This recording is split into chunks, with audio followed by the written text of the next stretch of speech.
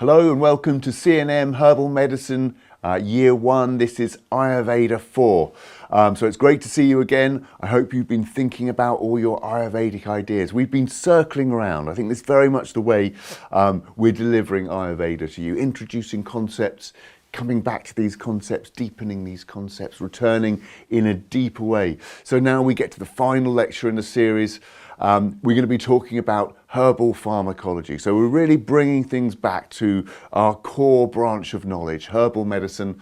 We're going to be talking about the tastes. We're going to be talking about the qualities, always bringing it back to herbal medicine, deepening your understanding of how Ayurveda applies within the context of prescribing herbs. We're going to be mentioning some Ayurvedic herbs, but really what we're trying to do here is enhance your understanding of how to use Western herbs from an energetic Ayurvedic perspective. We will be talking about some Ayurvedic herbs, but this knowledge can be applied to our Western herbal materia medica to deepen your understanding of using Ayurveda, using energetics within the Western herbal medicine setting.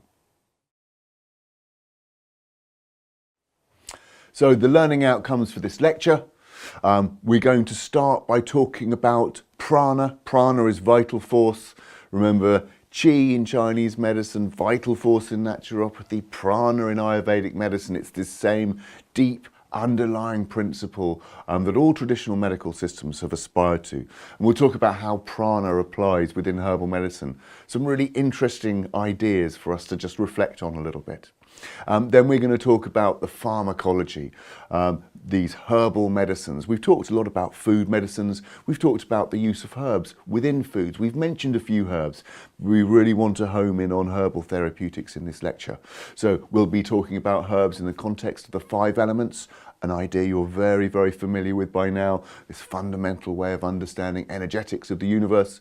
We'll return to the taste again. We'll deepen our understanding and apply it specifically to herbal medicines, your sweet, sour, salty, pungent, and so on, and how you can apply that to specific herbs. And wherever possible, we'll deepen this understanding of herbs, really try to give you a picture of herbs. Over the course of your studies, you learn the characters, the personalities of these herbs. At this stage, it must seem potentially quite confusing.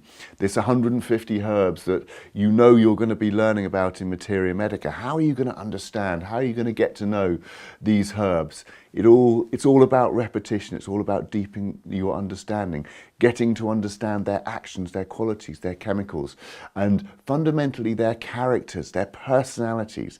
This is how herbalists come to understand their herbs, ultimately, as characters, as personalities. So we'll deepen your understanding of herbal medicines here.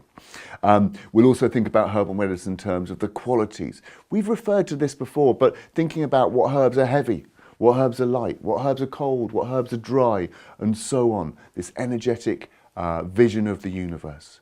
And then the final part of the lecture, herbal applications. This is just where we're going to think about teas, we're going to think about tinctures and powders and so on in terms of their energetic qualities. It's really important that when we're prescribing herbal medicines that we get our prescription correct.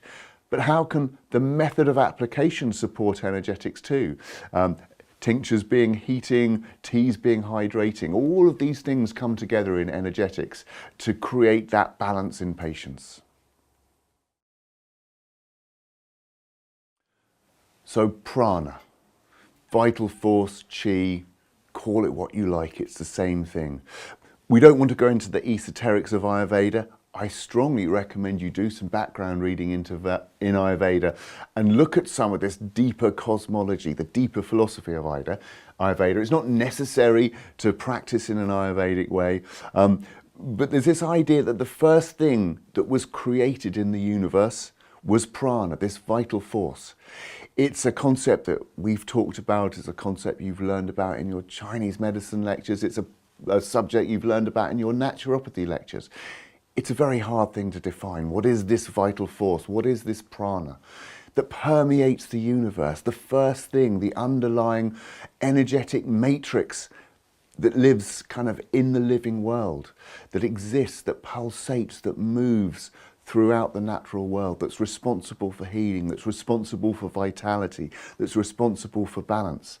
Very hard, very subtle, but entirely profound concept within nature.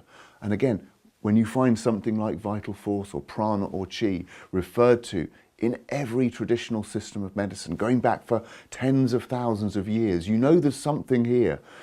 We can't measure it, scientists can't see it, we can't take scans of it, but it's there.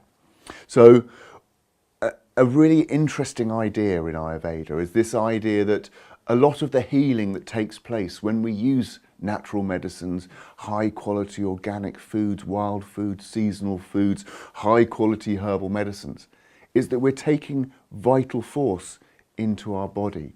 The vital force of these natural herbal characters that have grown in natural places, they have this perfect vital force within them. They're not interrupted by crossbreeding, they're not interrupted by pesticides.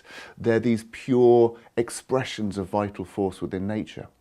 And when these herbs or very, very pure foods interact with our body, they reset our vital force. It's a really profound concept that's been blowing my mind recently when I've been thinking about it.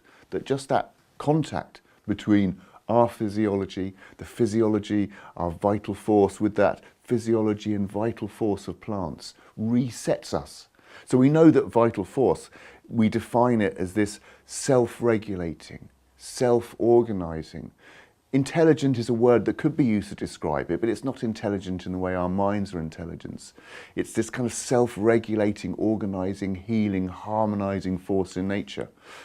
And when we interact with plant medicines, it resets our vital force. So on a fundamental level, it doesn't often matter exactly what herbs we take. We don't have to get our prescriptions absolutely perfect. Just giving herbs to patients on one level will regulate their vital force, will promote healing in their bodies. Clearly, if we get the energetics right and the chemistry right and our diagnosis right, it will enhance that.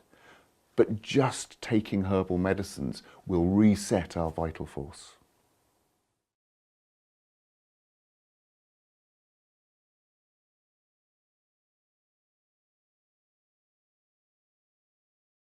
If you enjoyed this video, please give it a like and subscribe below so you don't miss any future content.